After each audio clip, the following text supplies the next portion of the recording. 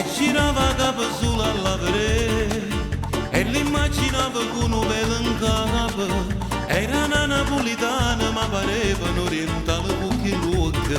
E che la faccia nera, nera, nera, nera mi faceva impazzire. Non capivo niente quando stavo qua.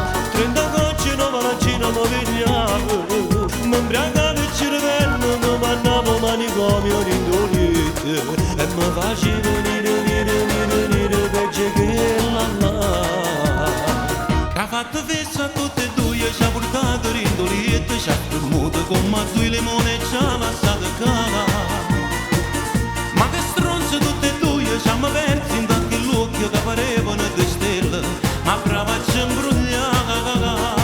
Ci ha fatto festa a tutte e due, quando soldi ci ha rubato, in dei meglio ristoranti, tutte le ore non si faceva brutta, ma mi dava appuntamento e non ci venevo, perché queste ventolette tue facendo amore con te.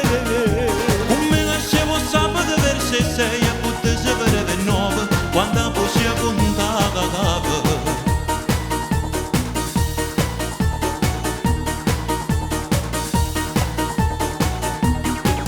Quante sere scene mi saputo fare, non mi sento bene, me ne torno a casa. Insieme a esso si faceva mezzanotte ringiazia per indolite e ci ha fatto nire, poi ci ha fatto appiccicare. Ha fatto festa a tutte e due, ci ha portato rindoliette, ci ha spremuto come a due limoni e ci ha lasciato cava. Hai capito? Sì, ma tu scemo. Ma che stronze tutte e due, ci hanno perso in tanti l'occhio che parevano di stelle, ma brava ci imbrugliava. Ci ha fatto festa a tutti e due, quando soldi ci ha rubato, in dei meglio ristoranti, tutte le ore non si faceva brutta, ma mi dava appuntamento e non ci venevo, perché queste ventolette tue facendo amore con te.